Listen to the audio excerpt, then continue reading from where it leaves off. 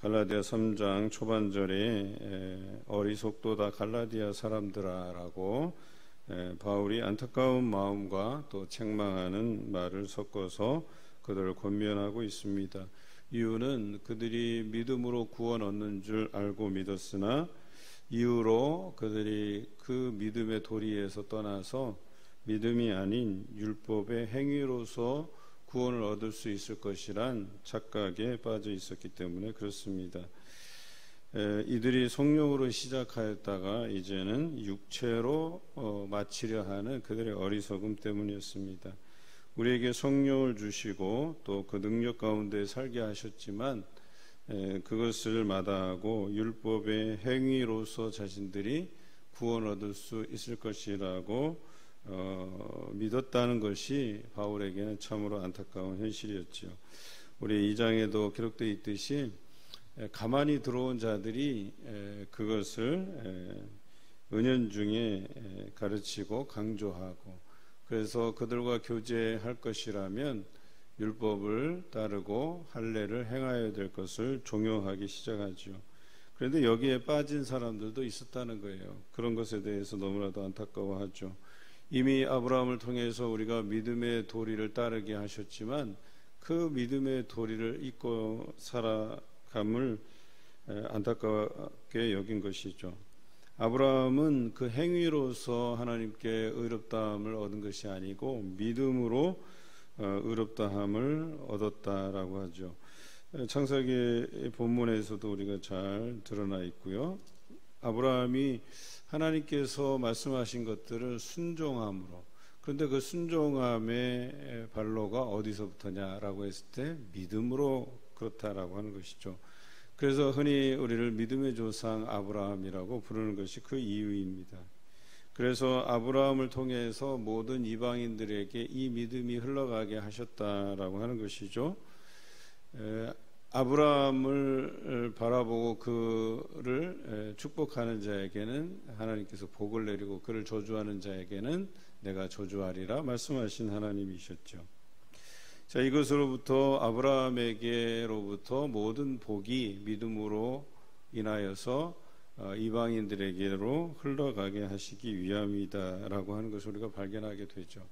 그러니까 유대인들이 생각하는 시오니즘, 자신들만이 하나님의 백성이고 자신들만이 구원 얻을 수 있다고 하는 것도 가짜죠. 잘못된 것이고 오류였습니다. 이미 아브라함을 통해서 만민을 구원해 낼 하나님의 계획이 서 계셨다라고 하는 것을 우리가 알 수 있죠. 그래서 아브라함을 통해서 모든 민족이 복을 얻을 것이다. 이 복이라고 하는 게 바로 구원의 섭리라고 하는 것이죠. 이들이 구원 얻을 것에 대한, 그리고 그것은 제사 제도를 통해서 처음 이스라엘 백성들을 제사장 나라로 삼으셔서 그들로 하여금 이방 민족들이 하나님의 살아계심을 알고 믿도록 하기 위한 계획을 세우셨죠. 그런데 이 제사장 나라의 꿈이 물거품이 되는 것은 제물 드리는 이들의 그 거룩하고 흠 없는 것을 드려야 되는데 흠 있는 것들, 다리 저는 것들을 드리고, 또 제사장이 자기 몫을 하나님께 제사 드리고 나서 취해야 되는 이 법도를 어기기 시작하면서 이 제사 제도가 제 기능을 발휘하기 어렵게 됐다는 거죠. 그 이후로 하나님께서는 새로운 언약을 우리에게 주시는데 바로 예수 그리스도를 믿음으로 구원 얻을 수 있게 하셨다는 거예요. 예수 그리스도께서 대제사장이 되시고 자신이 제물이 되셔서, 어린 양 제물이 되셔서 자신을 십자가에 내어주심으로 우리의 죄를 대속해 주셨다고 하는 이 진리를 믿는 자가 구원을 얻을 수 있을 것이다 라고 하는 새 언약을 주신 바 되었죠. 자, 이제 이것으로 인해서 모든 이들, 즉 유대인들만이 아니라 모든 믿는 자들이 구원을 얻을 수 있을 것이라 했죠. 그런데 다시 이 구원의 도리를 율법으로 되돌려 놓으려고 하는 사람들이 있다라고 하는 거예요. 그런데 오늘 성경에 보니까 이 율법을 온전하게 지킬 수 있는 자가 없다라고 이야기합니다. 11절에 또 하나님 앞에서 아무도 율법으로 말미암아 의롭게 되지 못할 것이 분명하니 이는 의인은 믿음으로 살리라 하였습니다. 우리 안에 죄 없는 자가 없어요. 다 죄인이에요. 또 그래서 죄인을 정죄할 수 없는 것이고, 또 그 정죄의 권한이 하나님께만 있는 것이죠. 뿐만 아니라 내 눈에 들보는 생각하지 못하면서 남의 눈에 티만 생각한다고 우리를 책망하신 바 있죠. 그렇습니다. 율법이라는 거 하는 것이 내가 율법을 대단히 잘 지킨다, 그래도 나도 이만큼이면 썩 괜찮은 그리스도인이라 생각하지만 다 똑같습니다. 우리는 다 죄인이다라고 하는 것에서 벗어날 수 없다는 것이죠. 율법이라는 게 그런 기능을 하는 거예요. 그런데 내가 이 율법으로 뭔가를 해결해 보려고 한다, 내가 이 율법으로서 내가 진정한 크리스찬이고 내가 그래도 썩 괜찮은 신앙인이다라고 하는 것을 드러내려고 하면 드러낼수록 우리는 죄인임을 밝히 알 수밖에 없다는 거죠. 율법을 제대로 온전히 행할 자가 없고, 그래서 율법을 지키려고 노력하면 할수록 우리가 죄인임을 인정할 수밖에 없고, 또 그 안에는 구원의 도리보다는 오히려 죄의 종노릇하는 수밖에 없는 그 악순환에서 벗어날 수 없게 된다라고 하는 것이죠. 그래서 이 율법의 종노릇하는 데서 벗어나서 우리를 구원해 내시기 위해 예수 그리스도를 믿음으로 구원 얻을 수 있다고 이 새로운 언약을 주신 것이죠.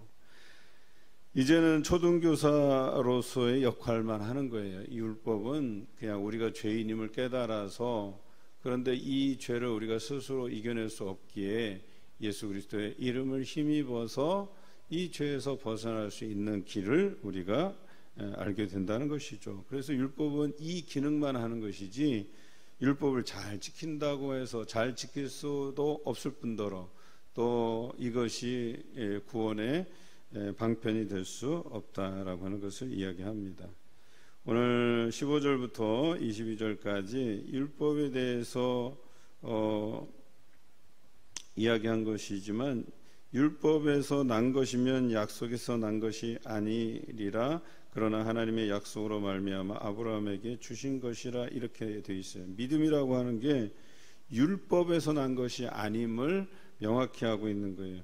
율법은 우리에게 믿음을 가져다 주는 것이 아니다라고 이야기하는 것이죠.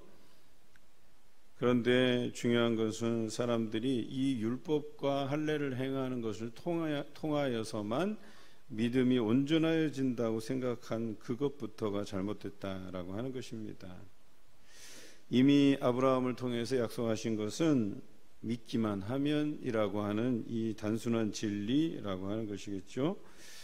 믿음이 오기 전에는 우리가 율법 아래 매인바 되었지만, 그래서 이 율법을 통해서 계속해서 율법을 준수하려고 지키려고 애쓰고 노력했지만 찾아지는 모습은 우리가 죄 가운데 있구나라고 하는 이 절망적인 모습뿐이었는데, 예수 그리스도가 이 땅에 온 후로부터는 이제 율법도 그 완전한 기능을 찾은 거예요. 그래서 예수님께서 이 땅에 오셔서 내가 율법을 폐하러 온 것이 아니라 완전케 하러 오셨다라고 하신 것이죠. 그동안 율법이라 그러는 게 우리로 하여금 죄를 깨닫게 하는 도구로서만이 아니라 구원의 방편으로까지 인식되어졌던 것인데, 이것이 불완전했던 거죠. 그런데 예수님께서 오심으로 인해서 율법은 단순히 우리에게 죄를 깨닫게 하는 도구, 초등교사로서의 역할만 하는 것이다라고 선을 그으신 거예요. 그래서 율법이 온전해진 것이죠. 율법이 구원의 방편으로 생각될 때는 이것이 온전한 것이 아니었는데, 왜냐하면 그것을 온전히 지킬 자가 없기 때문에.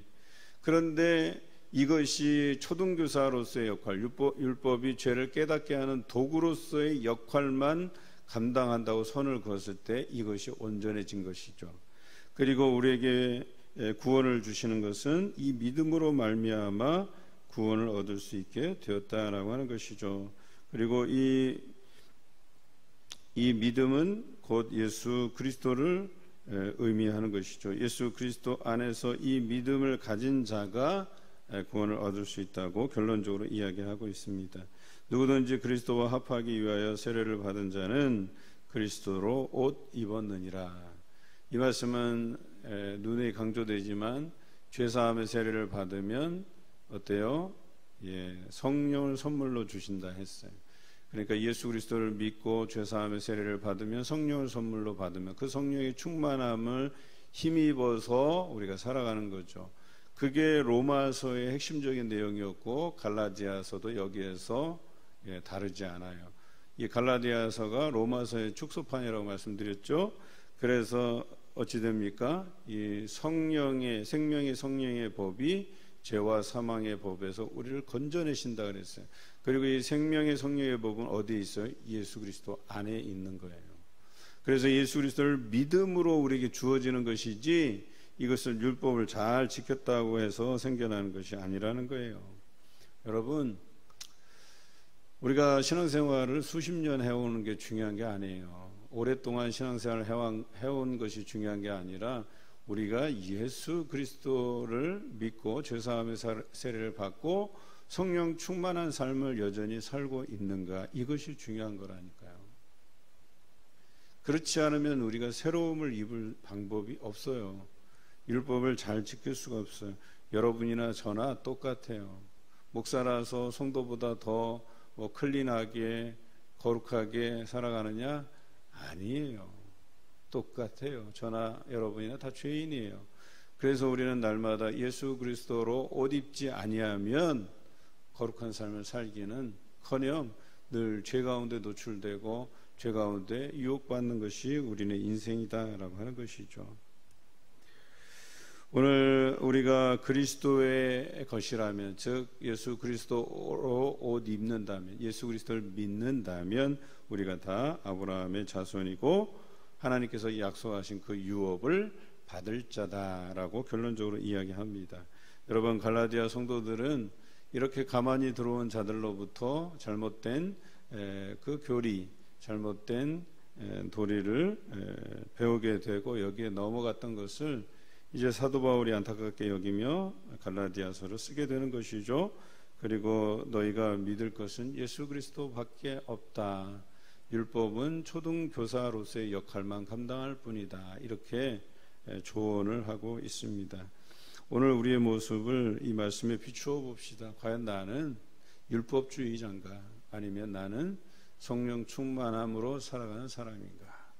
율법주의자들은 율법적인 잣대로 모든 것을 평가할 수밖에 없어요. 자신도 그렇고 남도 그렇고. 그런데 여러분, 알게 되는 것은 나도 죄인이고 너도 죄인이고 이거밖에 없어요. 그 안에는 어떤 구원의 도리도 없고 구원을 얻을 만한 어떤 삶도 우리에게 제시해 주지 못합니다. 하지만 예수 그리스도로 옷 입는다면, 또 성령 충만한 삶을 산다면 그것이 우리가 어떻게 살아가야 될 것인가에 대한 지표를 우리에게 알려주시는 것이죠. 여러분, 오늘도 예수 그리스도를 닮아가는 그런 하루 되시길 주님의 이름으로 기원합니다.